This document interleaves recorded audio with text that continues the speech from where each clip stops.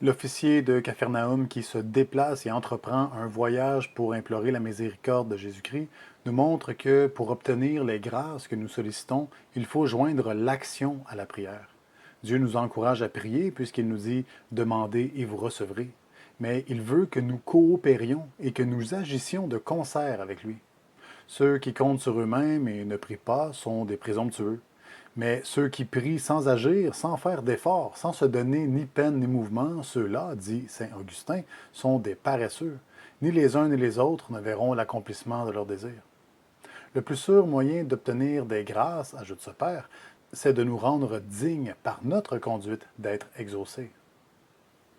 Rien n'est plus puissant sur la terre, dit saint Jean Chrysostome, qu'un homme qui prie, car il tient dans sa main les clés du ciel.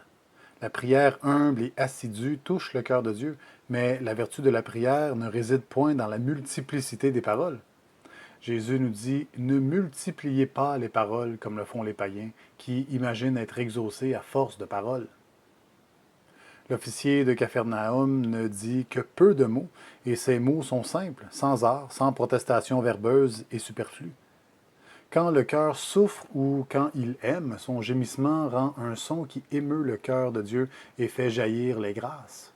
Aussi, le saint roi David se borne à dire Dieu m'a exaucé, il a été attentif à la voix de ma prière.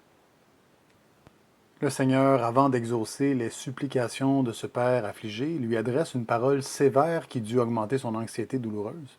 Il lui reproche son manque de foi, car il pense au salut de cette âme, et il veut la guérir avant de rendre la santé corporelle au Fils. Le céleste médecin agit souvent ainsi envers les âmes languissantes. Au lieu de les exaucer, il semble augmenter leur peine. Ce procédé est un remède, en fait, car notre cœur, parfois dur et insensible, a besoin d'une secousse pour s'épancher avec plus d'abondance, comme le caillou a besoin d'un choc pour donner des étincelles. Les retardements de Dieu produisent un redoublement d'instances et après le temps des épreuves, les consolations surpassent les peines.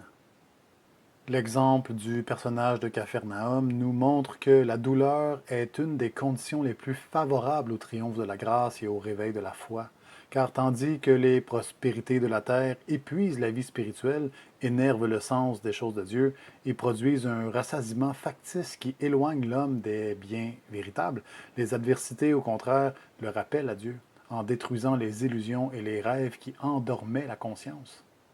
À ce point de vue, les souffrances, les déceptions, les privations des objets qu'on aime, les coups sanglants des afflictions sont des moyens dont Dieu se sert pour faire luire, à travers les plaies de notre cœur, un rayon de sa grâce. Si bien que David, pénétré de cette vérité, témoigne que la tribulation a dilaté son espérance, et il regarde chaque adversité comme une visite du Seigneur.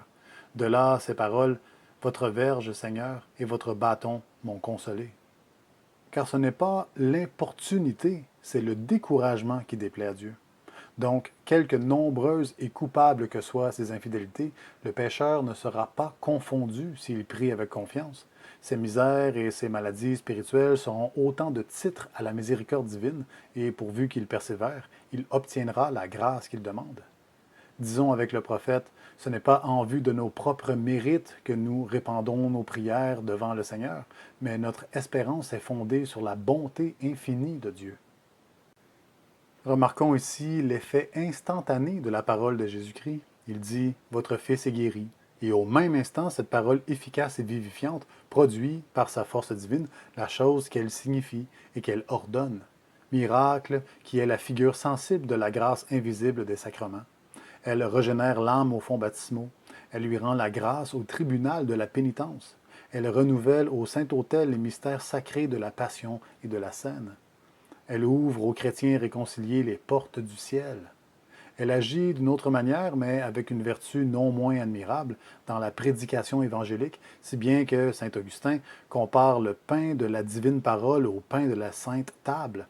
Et il déclare que le chrétien qui laisse tomber à terre les enseignements de Jésus-Christ est coupable comme celui qui, par sa négligence, laisse tomber à terre les parcelles de l'Eucharistie.